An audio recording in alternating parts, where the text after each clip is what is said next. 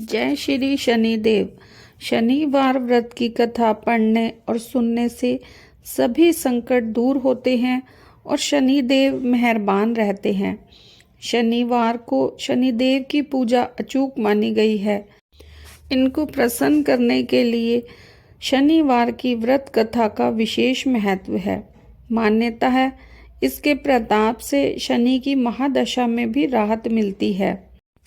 शनिदेव नवग्रहों में सबसे उग्र स्वभाव का माना गया है। वहीं भगवान भोलेनाथ ने इन्हें न्याय के देवता की उपाधि दी है। ज्योतिष शास्त्र के अनुसार कुंडली में शनि भारी हो तो जीवन में उथल पुथल मच जाता है, लेकिन शनिदेव जिस पर प्रसन्न हो जाएं, उसके भाग्य खुल जाते हैं। शनिदेव को प्रसन्न करने के लिए शनिवार के दिन व्रत रखना शुभ माना गया है। जो लोग शनिवार का व्रत करते हैं उनको पूजा के समय शनिवार व्रत कथा का श्रवण करना चाहिए। शनिवार व्रत कथा के पढ़ने और से शनि दोष और साढ़े साती ढैया के प्रभाव कम होते हैं। अब सुने शनिवार व्रत कथा। कथा को पूरा सुने और कमेंट बॉक्स में श्री शनि देव की जय जरूर लिखें। एक बार सभी ग्रहों में सर्वश्रेष्ठ होने को लेकर विवाद हो गया। जब समस्या का हल नहीं निकला तो सूर्य, चंद्र, मंगल, बुध, गुरु, शुक्र, शनि, राहु और केतु इंद्रदेव के पास गए। इंद्रदेव भी इसका निर्णय नहीं कर पाए। फिर सभी ग्रह इंद्रदेव के कहने पर पृथ्वी पर न्यायप्रिय राजा विक्रमादित्य के पास पहुँचे। राजा विक्रमादित्य के पास पहुंचकर सभी ग्रहों ने अपने आने का कारण बताया। राजा विक्रमादित्य ने काफी सोच विचार के बाद 9 धातु स्वर्ण, रजत, कांस्य, पीतल, सीसा, रांगा, जस्ता, अभ्रक और लौह से सिंहासन बनवाए। धातुओं के गुणों के अनुसार उन्हें क्रमानुसार रखवा दिया। फिर ग्रहों से अपने अपने सिंहासन पर बैठने को कहा और बोले कि जो सबसे पहले बैठेगा वही श्रेष्ठ होगा। राजा विक्रमादित्य के निर्णय को सुनकर शनिदेव कुपित हो गए, क्योंकि उनका आसन लोहा सबसे आखिर में रखा था। स्वयं को सबसे छोटा जानकर वे नाराज हो गए।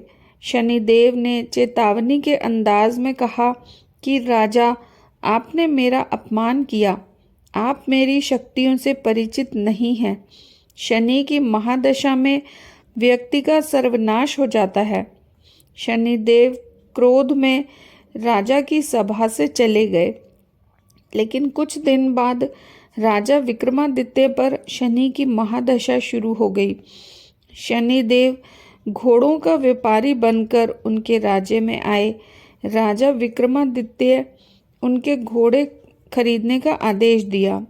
एक बार राजा विक्रमादित्य उनमें से एक घोड़े पर सवारी कर रहे थे तो वो घोड़ा जंगल में ले गया और गायब हो गया। भूखे प्यासे राजा को एक चरवाहे ने पानी पिलाया तो राजा ने उसे अंगूठी दे दी और राज्य में जाने का रास्ता पूछा। नगर आकर राजा विक्रमादित्य एक सेठ के यहाँ आराम कर रहे थे। राजा के कुछ देर वहाँ बैठने पर सेठ की कमाई हुई। उसने उन्हें भाग्यवान व्यक्ति समझा और अपने घर ले गया। सेठ के घर में सोने का हार खूंटी पर लटका था। सेठ बाहर गया तो एक आश्चर्यजनक घटना घटी। अचानक हार गायब हो गया। सेठ ने राजा पर चोरी का आरोप लगा दिया और नगर के राजा विक्रमादित्य के हाथ पैर कटवा दिए। एक तेली को राजा विक्रमादित्य की दशा पर दया आई। इसके बाद राजा विक्रमादित्य पर शनि की महादशा खत्म हो गई थी। वर्षा ऋतु में वे मल्हार गा रहे थे। उस राजा की राजकुमारी मनभावनी ने राजा के मेघ मल्हार सुन मोहित हो गई और उनसे विवाह करने की जिद करने लगी। राज्य के राजा ने बेटी का विवाह राजा विक्रमादित्य से करवा दिया। वे दोनों तेली के घर में रहने लगे। एक रात शनिदेव ने राजा विक्रमादित्य को स्वप्न में दर्शन दिए और कहा कि तुमने मुझे छोटा कहने का परिणाम देख लिया। तब राजा विक्रमादित्य ने शनिदेव से क्षमा मांगी और कहा कि उनके जैसा दुख किसी और को ना दें। शनिदेव ने कहा कि जो उनकी कथा को सुनेगा और व्रत रखेगा उसे शनि दशा में कोई दुख नहीं होगा। शनिदेव ने राजा विक्रमादित्य के हाथ और पैर वापस कर दिए। शनिदेव के चमत्कार से सेठ का हार भी वापस अपनी जगह लौट आया। सेठ को सारी बात पता चली तो उसने अपनी बेटी श्री कंवरी का विवाह राजा विक्रमादित्य से कर दिया। राजा विक्रमादित्य अपनी दोनों पत्नियों मनभावनी एवं श्री कंवरी के साथ अपने राज्य लौट आए।